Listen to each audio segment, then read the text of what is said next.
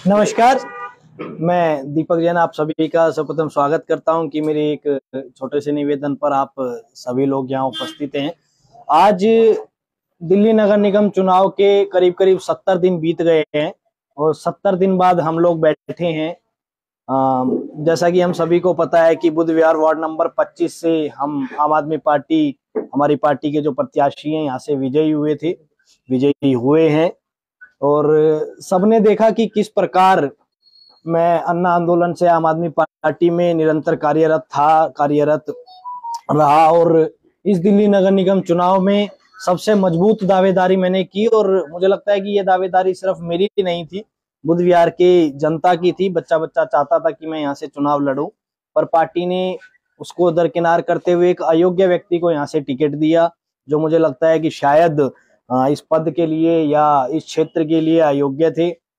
और हमें भी लगा कि भाई आम आदमी पार्टी ने एक व्यक्ति को टिकट दिया है, भले हमें नहीं दिया। मुख्यमंत्री जी ने हमें समझाया, विधायक जी से बात हुई, जो हमारे यहाँ पार्षद प्रत्याशी थे उन्होंने भी कहा कि जिन वादों और जिन संकल्प को लेकर आप बुध विहार के लिए चले थे, मैं जब पार्षद बनूंगा तब ये संकल्प मैं भी पूरे करूंगा।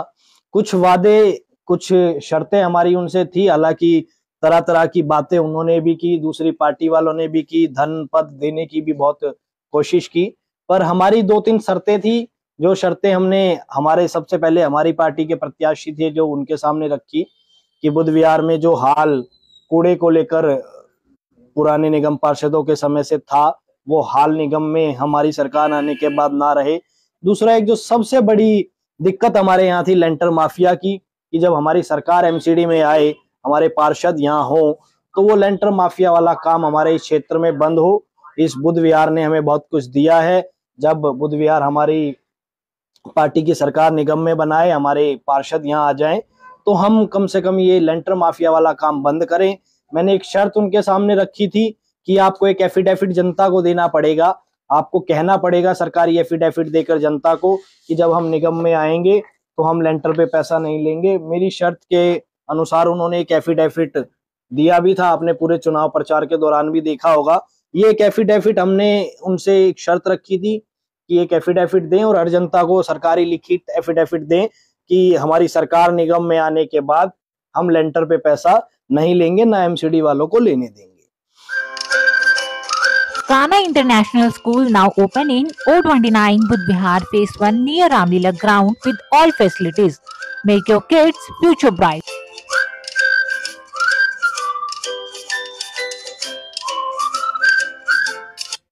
आज करीब 70 दिन दिल्ली नगर निगम में हमारी सरकार आए और हमारे निगम पार्षद को बने हुए हो गए।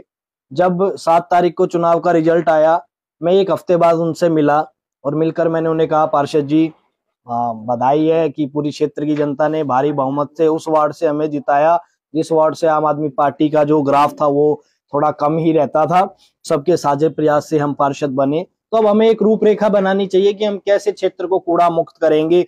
जब मैं चुनाव की तैयारी में था तो मेरा सपना था कि जब हम पार्षद बनकर आएंगे, एक हफ्ते के अंदर 100 कूड़े के ट्रैक्टर बुध विहार से कूड़े की बारात निकालेंगे और 100 कूड़े के ट्रैक्टर हम बुध विहार से बाहर करेंगे। मैंने उनको भी कहा कि ऐसी एक रूपरेखा मेरे पास है, एक ऐसा प्लान मेरे पास है, किस तरीके से लेंटर माफिया को खत्म करें, एमसीडी के कर्मचारियों को उगाई ना करने दें। उन्होंने कहा भी मेरी शपथ नहीं हुई है, मेरी शपथ होने दीजिए, फिर इस पे कुछ करते हैं। ठीक है, मुझे भी लगा कि अभी शपथ हो जाए। फिर एक हफ्ते बाद मैं मिला, उन्होंने कहा अभी भी मेरी शपथ नहीं हुई। फिर तीसरी बार मैं शपथ होने के बाद उनसे मिला और मैंने कहा कि अब हमें प्रयास करना चाहिए कि हम किस तरीके से क्षेत्र में काम करेंगे, एक रूपरेखा बनाए, लेंटर माफिया को मुक्त करें, कूड़ा जो सड़कों पे फैला हुआ है उसे दूर करें। उन्होंने कहा कि काम कुम तो नहीं हुए चाल दे रहे हैं, अभी तो 5 साल पड़े हैं, ये बुध विहार है, अड़े सब भूल जाए हैं, काम अगले साल में कि में कर लांगे। तो वो थोड़ा सा वो ऐसे ही बोलते हैं, उस वे में उन्होंने मुझे कहा। तो मुझे लगा, फिर मैंने कहा कि चलो भाई काम तो कर लें। सबसे पहले जो हमारा सबसे बड़ा मुद्दा था, जिसके लिए हमने एफिडेविट भी लोगों को दिया था, कम से कम हम लेंटर माफिया को मुक्त करने का काम करें। एमसीडी के बिल्डिंग डिपार्टमेंट को बुलाएं और बुलाकर कहें कि भाई आप हमारे क्षेत्र से जो पैसे की उगाही है वो बंद करें। उस पर उनका कहना था, भाई 2 चुनाव लड़ चुका हूँ, 3-3.5 करोड़ रुपए लगा चुका हूँ बुध विहार में, और तो कोई कुछ करने वाला है नहीं, एक सिर्फ लेंटर बिल्डिंग डिपार्टमेंट ही ऐसा है जो पैसे दे सकता है। जब मुझे लगा कि अब ये व्यक्ति, इसके सुर पूरी तरह बदल चुके हैं, हालांकि चुनाव प्रचार के दौरान भी मुझे बहुत लोगों ने कहा कि भाई ये व्यक्ति उस किस्म का नहीं है, ये चुनाव के बाद बदलेगा जरूर, पर एक पार्टी का विश्वास था, अरविंद जी का विश्वास था। मैंने मुख्यमंत्री अरविंद केजरीवाल जी से समय मांगा और उनसे मिला। उनको मिलकर मैंने ये पूरी बात बताई कि आपके कहने पे हम साथ रहे, साथ मिलकर हमने चुनाव लड़ा, मजबूती से चुनाव लड़ा। अब कम से कम जो हमारा ये बुध विहार का एक बड़ा मुद्दा है, इस पे काम हो। उन्होंने कहा कि दीपक, आप जो एमसीडी के हमारे प्रभारी हैं दुर्गेश पाठक, उनसे मिलिए और उनको ये बातें बताइए। फिर मैं उसके बाद टाइम लेके दुर्गेश पाठक से मिला। बड़े मुश्किल समय मिला, समय मिलने पे उन्होंने मुझे बुलाया। फिर मैंने अपनी बात रखी और मैंने कहा कि इस तरीके से अमरीश जैन का ये रवैया है। उन्होंने कहा कि भाई पहले ही मेयर के चुनाव में वोट की मारामारी है, अभी किसी पार्षद को कुछ कहना इसका मतलब अपने से दूर कर लेना। और हाल की स्थिति यह है कि अगर एक दो पार्षद भी हमारे इधर उधर होते हैं तो वोटों में बड़ा फर्क बनता है। फिर मेरा उनको सिर्फ एक ही बात कहनी थी कि भाई मेयर की राजनीति आपके लिए अच्छी होगी, मेरे लिए बुध विहार की राजनीति बड़ी अच्छी है। मैं आप सभी मीडिया साथियों के माध्यम से बुध विहार को भी बताना चाहता हूं कि जब मैं टिकट मांग रहा था, मजबूत दावेदारी थी, टिकट ना मिलने के बावजूद भी और पार्टियों की तरफ से भी मुझे धन पद के बहुत सारे लालच थे, हमारी पार्टी के प्रत्याशी की तरफ से भी थे, पर कोई ये नहीं कह सकता कि दीपक जैन ने चुनाव के अंदर एक सिंगल रुपए का लालच करके किसी पे बिक गए या अपनी पार्टी के खिलाफ काम किया। मैंने सिर्फ और सिर्फ, मेरा जो लक्ष्य था कि बुध विहार की मिट्टी में हम पले बड़े हैं, बुध विहार के लोगों के साथ, बुध विहार की मिट्टी के साथ हमारे सेंटिमेंटल इश्यू है कि हमारे बुध विहार में सिर्फ काम हो। आज जो मुझे लगता है कि किसी भी तरीके से हमारे बुध विहार के नाले से अगर कोई व्यक्ति आए तो दिल्ली नगर निगम के द्वारा इतना बुरा हाल है। मैंने उस पर पार्षद जी से बात की, मैंने कहा हमें कुछ नहीं करना। वो बोले वहां की जाली टूटी है। मैंने विधायक जी के माध्यम से विधायक जी से बात कर उस पूरी जाली को कवर कराया, टूटी हुई जालियों को ठीक कराया। मैंने कहा हमें अपनी बुध विहार की एंट्रियों को अच्छा करना चाहिए ताकि बाहर से कोई लोग आए तो कम से कम हमारे क्षेत्र में अच्छा हो। उन्होंने कहा कि हम कैसे करें। मैंने कहा 15 दिन आप सिर्फ सफाई कर्मचारियों की ड्यूटी लगाएं, 2 सफाई कर्मचारी उस पुल पर सुबह 5 बजे से लेकर और 12-1 बजे तक बैठे। इसी बीच लोग वहां चारा डालते हैं, इसी बीच रोटियां फेंकते हैं, इसी बीच कूड़ा फेंकते हैं। 15 दिन जब हमारे विभाग के अधिकारी वहां बैठे होंगे और वो रोक टोक करेंगे, लड़ना हमें नहीं है, रोक टोक करनी है, समझाना है लोगों को। 16वें दिन आपको वहां कूड़ा नहीं मिलेगा। उन्होंने कह रहे कित कित का उठाऊंगी। तो जब इस तरीके से हम बुध विहार में काम करने लगे और जब मैं पार्टी नेतृत्व से मिलकर आया और पार्टी के जो हमारे एमसीडी के प्रभारी हैं वो ये कह रहे हैं कि भाई राजनीति में आप कितना भी काम कर लो आपको गाली ही मिलती है, मेयर का चुनाव अभी हमारे लिए जरूरी है। तो मुझे लगता है कि इन सिद्धांतों के लिए तो आम आदमी पार्टी में मैंने अन्ना आंदोलन से अभी तक के अपने जीवन के सुनहरे वर्ष नहीं दिए थे। आज मैं आम आदमी पार्टी से त्याग पत्र देता हूं और ये इस्तीफा मैंने अपना माननीय मुख्यमंत्री अरविंद केजरीवाल जी को भी, माननीय विधायक महेंद्र गोयल जी को भी भेज दिया। त्याग पत्र के साथ साथ मैं एक बात बताना चाहता हूं कि हमारा मकसद राजनीति करना नहीं है, हमारा मकसद सिर्फ बुध विहार संवारना है। 5 साल ये पार्षद यहाँ रहेंगे, 5 साल में अगर 5 दिन भी इन्होंने काम नहीं किया तो 5 दिन इनका जीना आराम हम और हमारे साथी मिलकर कर देंगे। हमारा मकसद सिर्फ एक है कि दिन प्रतिदिन सिर्फ लोगों का काम करें और हमारा प्रयास रहेगा कि जो लेंटर माफिया का वादा हमने इनसे एफिडेविट के माध्यम से लिया था उसको हम चाहे कोर्ट में लेके जाएं, चाहे हम जमीनी स्तर पे करें, वो काम जरूर करेंगे। और आज मेरे साथ आम आदमी पार्टी के बहुत सारे हमारे इस वार्ड के जो पदाधिकारी हैं वो भी पार्टी छोड़ रहे हैं। मैं उनका भी नाम आपको बता देता हूं। श्रीमान आकाश दहिया जी संयोजक है आम आदमी पार्टी यूथ विंग रिठाला विधानसभा के, श्रीमान देवीचंद गर्ग जी जो वरिष्ठ नेता है आम आदमी पार्टी बुध विहार के, श्रीमान पुरुषोत्तम बंसल जी वरिष्ठ नेता है आम आदमी पार्टी बुध विहार के, श्रीमान सुशील गुप्ता जी उपाध्यक्ष हैं वार्ड नंबर 25 बुध विहार से, श्रीमान बलजीत सिंह जी उपाध्यक्ष हैं वार्ड नंबर 25 बुध विहार से, श्रीमान विश्वनाथ दत्ता जी अध्यक्ष हैं social media team ward number 25 बुध विहार से, श्रीमती सोमा दत्ता जी अध्यक्ष है महिला विंग वार्ड नंबर 25 बुध विहार से, श्रीमती पायल अरोड़ा जी सोशल मीडिया प्रभारी हैं वार्ड नंबर 25 बुध विहार से, श्रीमान बंटी सिंह जी जो मंडल प्रभारी हैं वार्ड नंबर 25 बुध विहार से, श्रीमान नितिन पाठक जी मंडल प्रभारी हैं वार्ड नंबर 25 बुध विहार से, श्रीमान आकाश मेहरा जी संयोजक हैं बूथ के, श्रीमान सौरभ जैन जी बूथ संयोजक है, श्रीमान कमल जैन जी मंडल के प्रभारी हैं, श्रीमान साहिल बंसल जी मंडल सचिव हैं वार्ड नंबर 25 बुध विहार से, श्रीमान राजन सैनी जी उपाध्यक्ष हैं यूथ विंग वार्ड नंबर 25 बुध विहार से उपाध्यक्ष हैं, श्रीमान देव वर्मा जी हमारा बड़ा नाम है, हमारे इस वार्ड के संगठन मंत्री हैं जो पूरे संगठन को देखते हैं वार्ड नंबर 25 बुध विहार से, वो भी इस्तीफा दे रहे हैं, श्रीमान मदन गोपाल जी मंडल प्रभारी हैं, श्रीमान रमेश जैन मेसी जी मंडल के प्रभारी हैं, श्रीमान विनय जैन जी और श्रीमान निशांत कपूर जी और इनके साथ जो हमारे तमाम जो साथी हैं वो आज सब आम आदमी पार्टी वार्ड नंबर 25 और अपने अपने पदों से इस्तीफा देते हैं। और इस्तीफा के साथ एक चीज हम जरूर फिर पुनः बताना चाहते हैं पार्टी संगठन को कि निगम पार्षद वो इकाई है क्षेत्र की जो सबसे छोटी इकाई होती है। आज आम आदमी पार्टी दिल्ली सरकार में जितना अच्छा काम कर पा रही है, अगर निगम पार्षद आपके जो हैं दिल्ली में अच्छा काम नहीं करेंगे, जो लोगों से जुड़ा हुआ मुद्दा है लेंटर माफिया अगर खत्म नहीं करेंगे, क्षेत्र में कूड़े की सफाई नहीं करेंगे, तो मुझे लगता है कि ज्यादा हमारा भविष्य नहीं होगा। बहुत बहुत धन्यवाद। अगर आप किसी का कोई प्रश्न है तो प्लीज। हाँ जी भैया भाई, इलेक्शन के टाइम पे भी हमने देखा था पहले टिकट कटी आपकी, और जब इलेक्शन लड़े तो भी लोगों ने आपके चेहरे पे वोट किया। तो लगता नहीं है त्याग देने से आपकी जिम्मेदारी से बचने मतलब तो ये छूट पाएंगे ना? देखिए, उन्होंने आपको देख के वोट किया है। हाँ, कैसे करेंगे? नहीं, मैं इस लेटर में मैंने सबसे पहले जो शब्द लिखे हैं, मैं 2 लाइन आपके इस प्रश्न के लिए पढ़ देता हूँ। नमस्कार प्यारे बुद्ध विहार वासियों, आदरणीय बुद्ध विहार वासियों, मैं आपको यह खुला पत्र लिखकर सार्वजनिक रूप से माफी मांगना चाहता हूँ। माफी मैं इस एमसीडी चुनाव में आम आदमी पार्टी के प्रत्याशी के लिए आपका कीमती वोट लेने के लिए मांगना चाहता हूँ। क्योंकि इस चुनाव में जब मैं आपके बीच वोट मांगने आया तो आपने कहा था कि आप वोट मेरे कहने पर मुझे ही प्रत्याशी समझकर दे रहे हैं।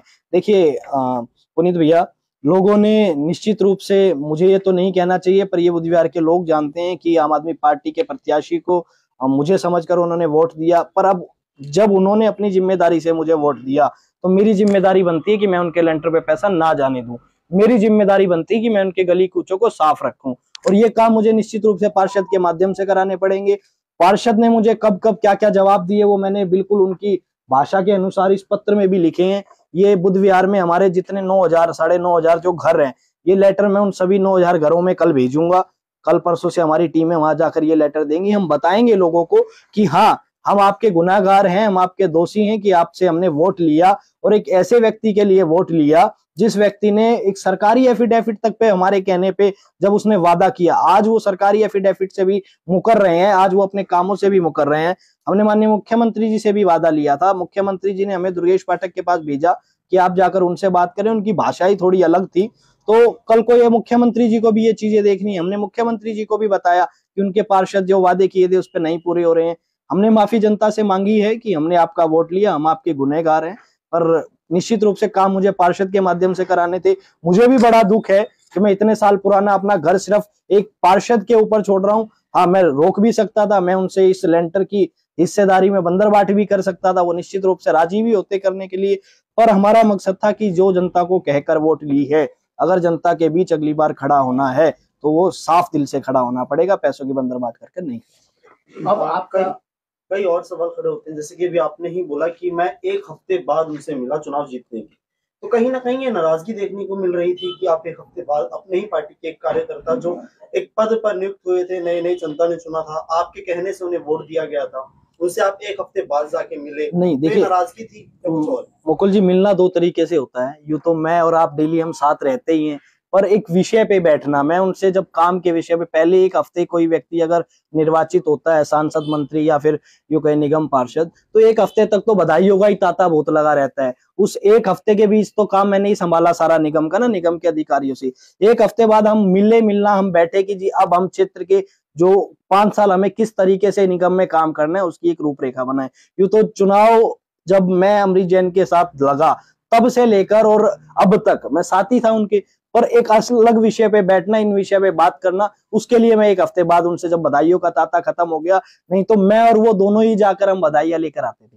दीपक जी, आपकी नाराजगी जो है निगम पार्षद से ही है या फिर आप मुख्यमंत्री से भी मिल लिए, आपने दुर्गेश पाठक से भी मिल लिया?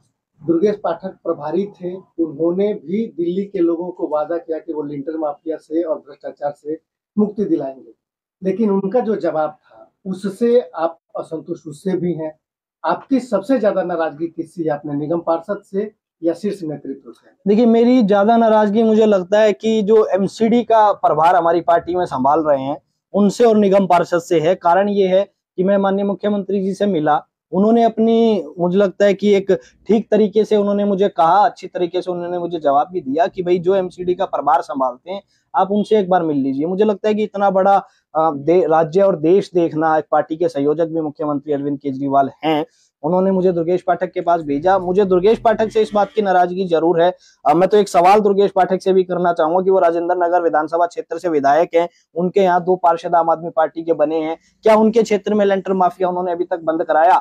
उन्होंने निश्चित रूप से नहीं बंद कराया, और शायद उसी सोच के साथ उन्होंने ये भी कहा कि राजनीति में कितना भी काम कर ले गाली तो मिलती है, हमारे लिए मेयर का चुनाव ज्यादा जरूरी है, निगम पार्षद को अगर अभी कुछ कहेंगे तो हो सकता है वो हमें मेयर चुनाव में वोट ना करे। आप ऐसा कौन सी संभावनाओं को देखते हैं जिन दावों के साथ आम आदमी पार्टी दिल्ली में एमसीडी चुनाव में आई थी, वो दावे जो है शुरुआत में ही खारिज होते हुए दिख रहे हैं? देखिए संभावना दिख रही है अमिताभ जी, अगर हम यूं कहें, अगर कोई भी पार्टी का पदाधिकारी क्या पता इसी के बाद कहे भी कि अभी हमारा मेयर नहीं बना, अभी एमसीडी में हमारी सरकार नहीं बनी, मुझे लगता है अपने अपने वार्ड के अंदर जब निगम पार्षद जीत का सर्टिफिकेट ले आए तो वो ऑटोमेटिकली अपने क्षेत्र की सरकार है। अगर और बहुत बड़े परियोजनाओं वाले काम तो नहीं, पर वो अपने क्षेत्र में साफ सफाई और लेंटर को माफिया को तो बंद कर सकते हैं। मैं एमसीडी के अधिकारियों से भी मिला, अभी परसों की घटना है जिसके बाद मुझे ज्यादा रोष हुआ। हमारे एक कार्यकर्ता है, उनका मकान बन रहा है, वो व्यक्ति जिसने चुनाव में आज से नहीं 2013 से 14 से आम आदमी पार्टी का झंडा उठाया, वो बिल्डर हैं, यहाँ बिल्डिंग का काम करते हैं, उन्होंने निगम चुनाव से पहले ही बिल्डर को, जो बिल्डर लोग पैसा देते हैं एमसीडी को, वो उन्होंने बंद कर दिया था। उनको उम्मीद थी हमारी सरकार आएगी ये चीजें बंद होंगी। हमारे पार्षद आए, पार्षद आने के बाद जितने रुपए बिल्डिंग के उनको पहले देने पड़ते थे उससे ज्यादा उन्होंने दिए। उसके बाद वो अपना निजी रूप से अपना रहने के लिए मकान बना रहे हैं, रहने के लिए जो मकान बना रहे हैं, मेरे 2 बार एमसीडी के अधिकारियों को बोलने के बाद तीसरी बार एमसीडी के अधिकारी उस मकान को तोड़ने पहुंच गए।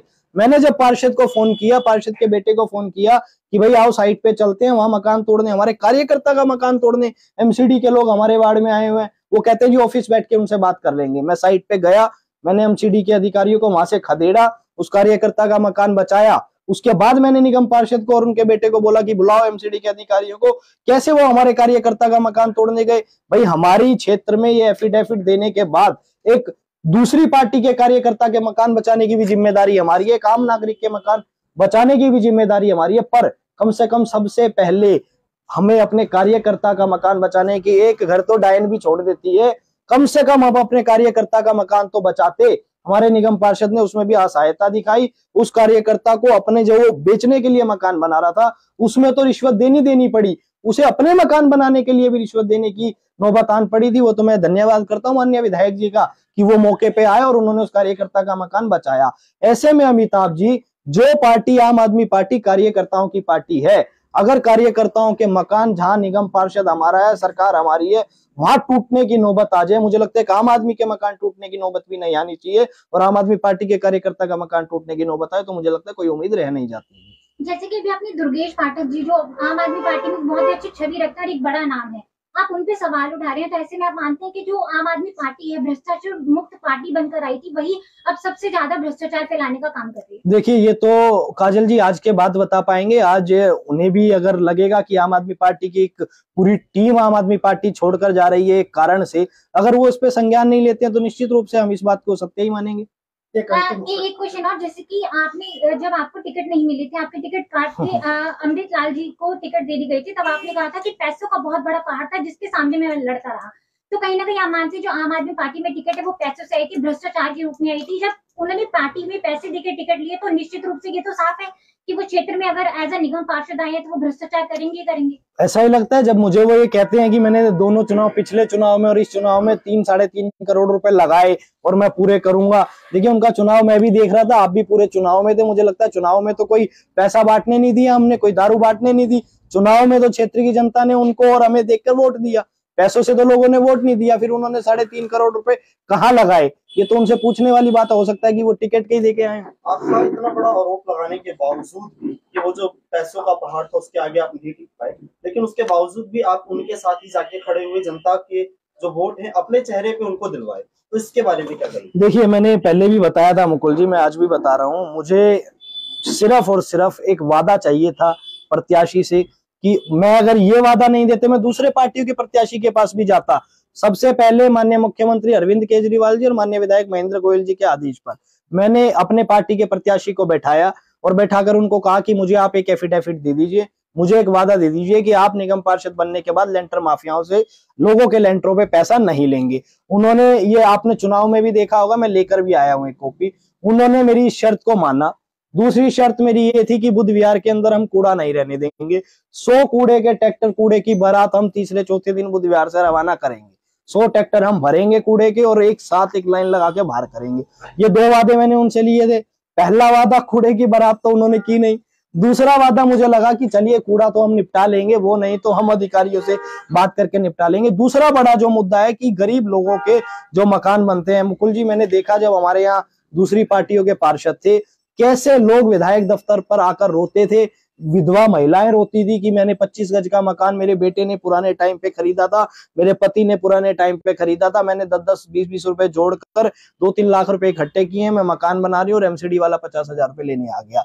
उस दर्द को कम करने का जो काम था वो मैंने इस एफिडेविट के माध्यम से वादा अपने प्रत्याशी से लिया था, पर जिस वादे से वो आज मुकर गए, कल मुकर गए या आने वाले दिनों में मुकर गए, इस वजह से आज ये सब काम हमें करना पड़ रहा है। आपने बोला कि आपने जो चुनाव था उस दौरान दारू नहीं बटने दी, लेकिन वहीं अगर देखा जाए तो बीजेपी के जो प्रत्याशी थे उनके कार्यकर्ताओं द्वारा एक शराब की गाड़ी पकड़ी गई थी, ऐसा उनका कहना था, चुनाव से महज 1-2 रात पहले। उस पे क्या कहेंगे? नहीं, मुझे तो, मेरे संज्ञान में तो ऐसा नहीं है कि उस दौरान पुलिस स्टेशन में दिखे थे, कई फोटो। नहीं, वो उन्होंने वायरल दूसरी फोटो की थी। मुद्दा ये था कि रात 3 बजे राधिका मंदिर रोड बुध विहार में जो भारतीय जनता पार्टी के कुछ कार्यकर्ता थे वो अवैध रूप से चीजें बांट रहे थे। शराब तो नहीं थी, अन्य चीजें थी। उनको लेकर हमने वहां हंगामा किया। पुलिस हमें थाने लेके गई कॉम्प्रोमाइज कराने के लिए। वो फोटो उन्होंने उस समय खींचकर और अनगल चीजें डाल दी थी। उससे एक सवाल ये है कि आप पर लोगों ने भरोसा किया, आम आदमी पार्टी को वोट किया आपने, उसके लिए तो लोगों से क्षमा मांगी। आपके साथ 15 लोग जो है पार्टी छोड़ रहे हैं, क्या फर्क पड़ने वाला है पार्टी को और यहाँ के क्षेत्र के लोगों को, आप लोगों के बाहर जाने का? मुझे लगता है कि ये चीज मेरे कहने से तो लाभ नहीं होगा। ये चीज तो पार्टी नेतृत्व से पूछेगा कि भाई उनको क्या फर्क। मुझे लगता है शायद कोई फर्क ना ही पड़ने वाला हो सकता है, और क्या पता बहुत सारा फर्क पड़े, या ये आने वाला समय बताएगा या फिर उन लोगों की सोच बताएगी। आगे की क्या रणनीति रहने वाली है आप लोगों की? आप लोग कोई और पार्टी ज्वाइन करने वाले हैं या किसी ट्रस्ट के माध्यम से, किसी एनजीओ के माध्यम से ही लगातार समाज सेवा जो कर रहे थे वो करते रहेंगे? सड़क से लेके और कोर्ट तक 5 साल तक इस क्षेत्र में अगर चुने हुए प्रतिनिधि हमारे निगम पार्षद काम नहीं करेंगे तो अभी मैं बता रहा हूँ आपको, मैं इस एफिडेविट को लेके कोर्ट जाऊंगा। उसके बाद मैं चुनाव आयोग भी कल गया हूँ। चुनाव आयोग जाने का मेरा कारण है कि उनका इलेक्शन एजेंट मैं था। इलेक्शन एजेंट के नाते जितनी भूमिका मैंने उनके चुनाव में निभाई, मैंने इलेक्शन कमीशन को कहा कि भाई मेरी भूमिका आज से खत्म की जाए।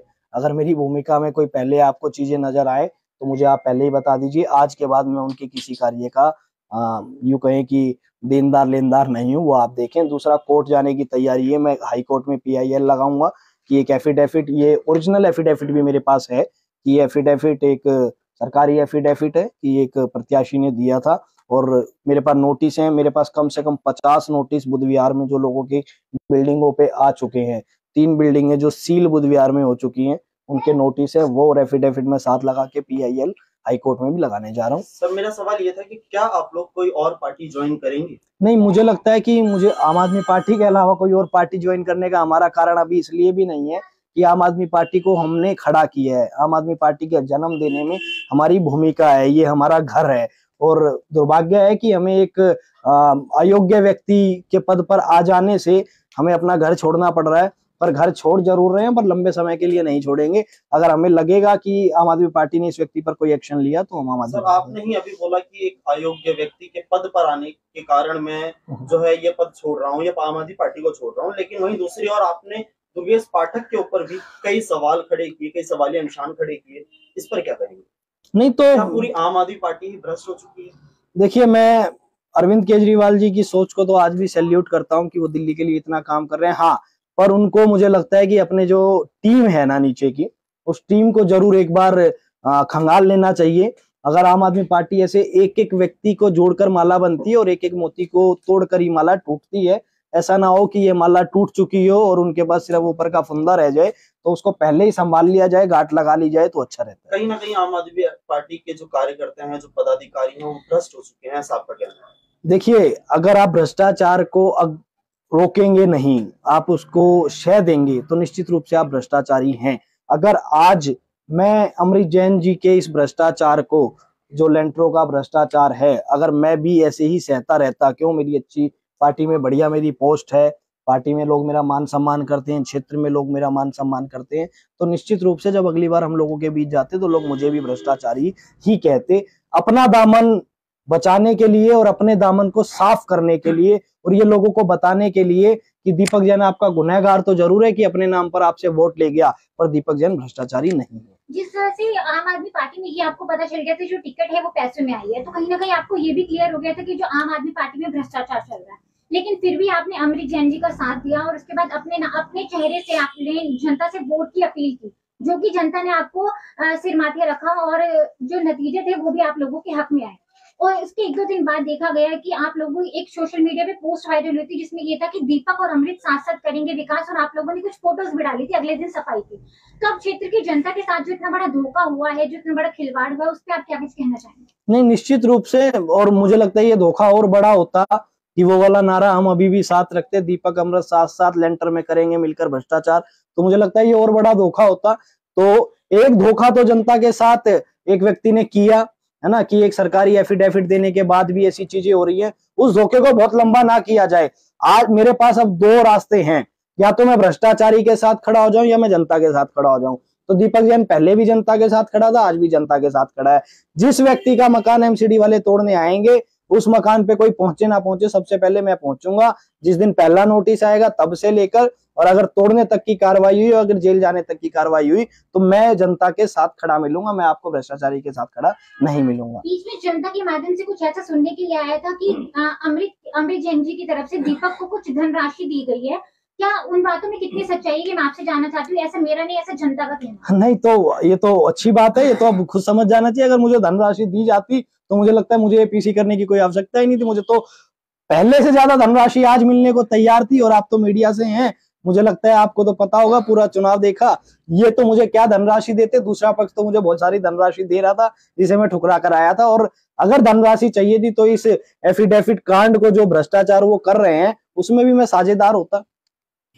त्याग पत्र जो दिया है, मतलब कि मनसा क्या लेके चल रहे हैं कि कुछ दिनों बाद दोबारा से केजरीवाल जी बुलाएंगे, आप फिर दोबारा से जनता के बीच में आएंगे कि मुझे मना लिया गया है और जो भी था सब बातें क्लियर कर दी गई हैं, मैं वापस पार्टी ज्वाइन कर रहा हूँ, और लगने लगा कि जनता ही आपको नॉन सीरियस लेना शुरू कर देगी इस तरीके से, बार बार आएंगे छोड़ेंगे। देखिए, मैं तो बुला ले मुझे मुख्यमंत्री जी, मुझे भी बुला ले, पार्षद जी को भी बुला ले, और बुलाकर कह देगी 1 रुपया उगाई नहीं होगी यहाँ लेंटरों में। मैं तो मुझे जनता भले ही नॉन सीरियस ले ले, पर मुझे खुशी होगी कि मैंने जनता के लेंटरों के पैसे बचा लिए। एक सिर्फ यही रास्ता है। अगर आम आदमी पार्टी के नेतृत्व मुझे सुन रहा है, ये उनका भी लक्ष्य था, 10 गारंटी में उनकी भी गारंटी थी कि लेंटर में पैसा नहीं उगाई करने देंगे।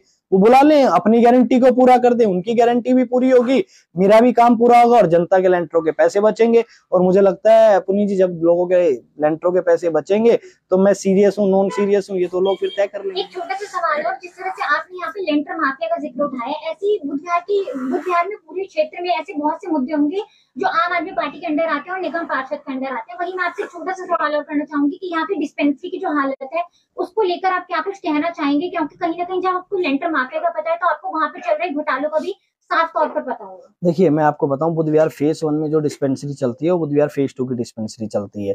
फेज 1 की जो डिस्पेंसरी है वो पूठ में चलती है। अगर आप मुझसे ऑफ कैमरा कभी मिलेंगे, या मैं तो कह रहा हूँ हमारा पार्षद हमसे मिल ले, मेरे पास पूरा ब्लूप्रिंट तैयार है। लोग कहते हैं बुधवार में कोई सरकारी जमीन नहीं है डिस्पेंसरी लाइब्रेरी बनाने के लिए, मैं जमीन देने को तैयार हूँ। बुधवार में सरकारी जमीन दूंगा, मेरे पास अपनी जमीन नहीं है। एमसीडी की जमीन का ब्लूप्रिंट मेरे पास है। एमसीडी की जमीन बिना एक सिंगल मकान तोड़े, बहुत से लोग कहते थे मकान तोड़े, बिना किसी, जिसके जो व्यवसायिक जमीन चल रही है वो चलती रहे, एमसीडी की ही जमीन, एमसीडी की जमीन क्रिएट करके मैं एमसीडी को दूंगा लाइब्रेरी बनाने के लिए, सार्वजनिक शौचालय बनाने के लिए, और बुधवार की डिस्पेंसरी जो सालों से पूठ में चल रही है उसको एक नया भवन देने के लिए मेरे पास ब्लूप्रिंट तैयार है। विधायक मैंने तैयारी भी शुरू कर दी थी। मैं आपको बताऊं, पहले हफ्ते से ही हमने चुनाव जीतते तैयारी शुरू कर दी थी कि डिस्पेंसरी बुधवार में नए भवन में लेकर आएंगे, लाइब्रेरी लेकर आएंगे, सार्वजनिक शौचालय बनाएंगे। तीनों को विधायक फंड से बनाने की तैयारी मैंने शुरू कर दी थी। मेरे पास ब्लूप्रिंट है पूरा। शायद हमारे पार्षद तो आज तक नींद से जागे नहीं है, उन्होंने इन वादों को देखा भी नहीं है, पर इन 3 बड़ी चीजों को जो परियोजना के कार्य थे मैंने ब्लूप्रिंट तैयार कर दिया था। बुध विहार की फेस 1 की डिस्पेंसरी अगर हम फेस 1 में ले आते तो सारे भ्रष्टाचार दूर कर देते। आज कारण क्या है, फेस 2 का निगम पार्षद, फेस 2 की डिस्पेंसरी बुध विहार फेस 1 में चलती है, एमसीडी की राउंड लेने नहीं आते, देखने नहीं आते। फेस 1 की डिस्पेंसरी पूठ में चलती है, बुध विहार फेस 1 के पार्षद पूठ नहीं जाते देखने। जब अधिकारियों के ऊपर सरकारी डंडा और सरकार के प्रतिनिधियों का डंडा नहीं होगा, निश्चित रूप से वहां भ्रष्टाचार होता रहेगा। इसी वजह से ये भ्रष्टाचार हो रहा है।